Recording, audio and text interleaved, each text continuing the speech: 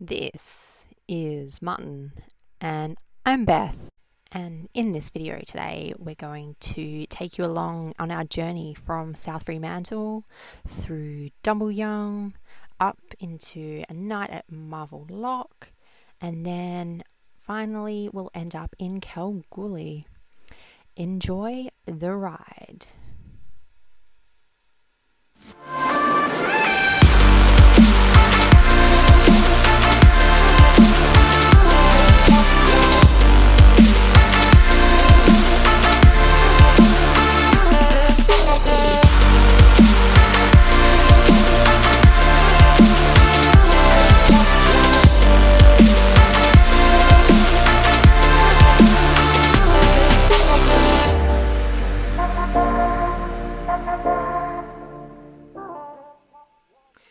In a very untravelling-like way, we're going to start with a couple of things we did before we left, including making sure Hori had a nice, comfortable seat for all the cycling that we planned on doing.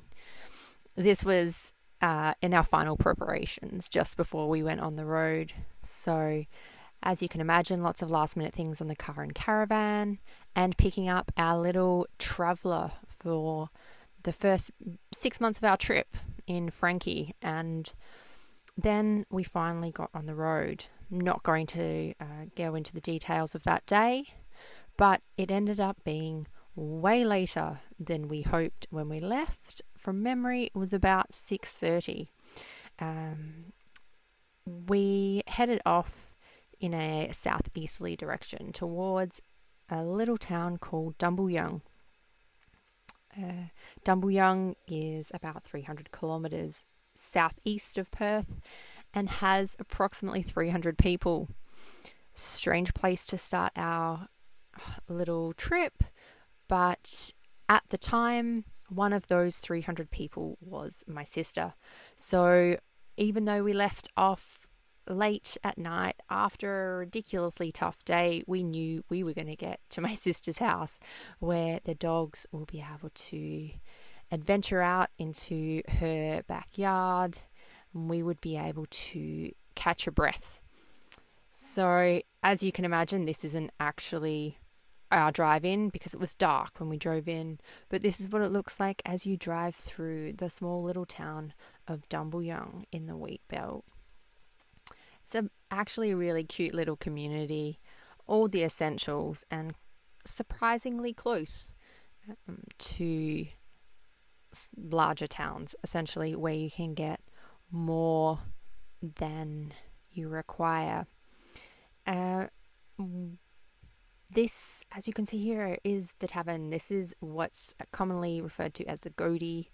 The Goaty is the grand old Dumbleyung Inn, and used to have an amazing chef. Not sure anymore because she's left, but I'm sure whoever replaced her is great.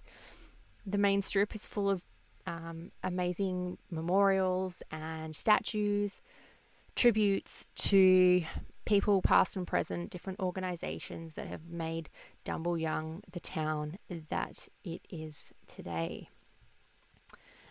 It's a beautiful little place. Lots of these little towns in the wheat belt have a great history. So just walking down the main street, you often don't need to go very far, but you'll see this. In this case, this is artwork made from recycled scrap metal, made by one of the locals in the town. The, I guess, almost claim to fame for Dumbleyung is where the world water speed record was taken at a long time ago. This is some terrible footage of the great man Donald Campbell, who drove this bluebird beast across Lake Dumbleyung to set that land speed record. As I mentioned, lots of things in these small towns. You really don't have to go very far. The main strip gives you the details. So as you walk along the main street of Dumbleyung, you'll be able to see a replica. This isn't the actual one, but then you can head out to the lake itself, where the record was set. So Lake Dumbleyung is a beautiful, scenic, sort of kind of pops out of nowhere, completely surrounded by farming fields, and it's a lovely drive out there.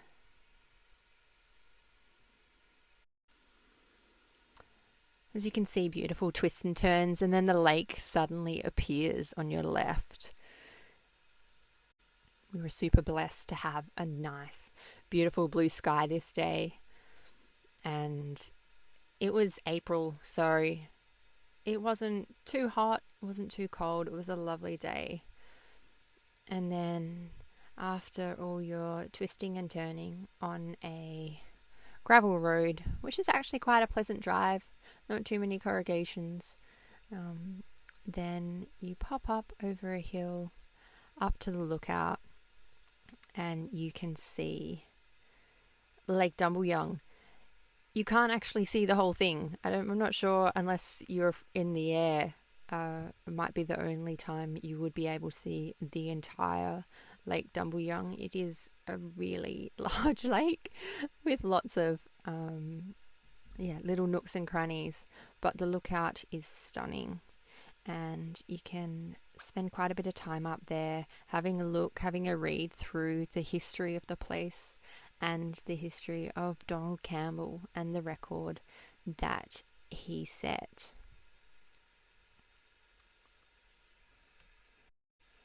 From Dumbleyung, we headed out of town and further into the wheat belt.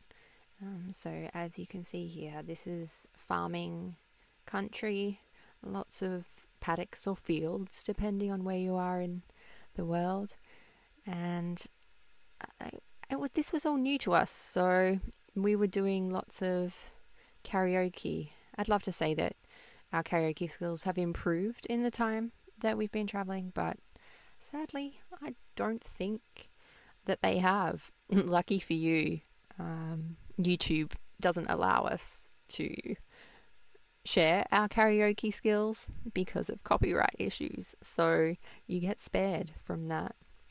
Then we arrived in Marvel Lock. Marvel Lock is a gold mining town and was established after gold was discovered there in the 1890s. Here we had a stunning sunset, and a shout out to the lady in the tavern who, even though there was nothing vegetarian or vegan remotely on the menu, said, "I think I've got some veggie burgers in the freezer," and went out and grabbed them, heated them up for us, and supplied us with a great dinner.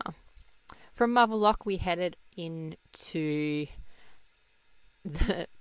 what I used to commonly lovingly refer to as the biggest hole in the world in Kalgoorlie. So Kalgoorlie is 600 kilometres east of Perth and is probably the centre of mining, or definitely was at one time. We spent a few days here doing some repairs, having a look around. I'd actually taken Martin there before, so we didn't do a whole heap of sightseeing. Shout out to Dennis, who helped Mart rearrange the bike rack and balance our weight on our van. And then we were off.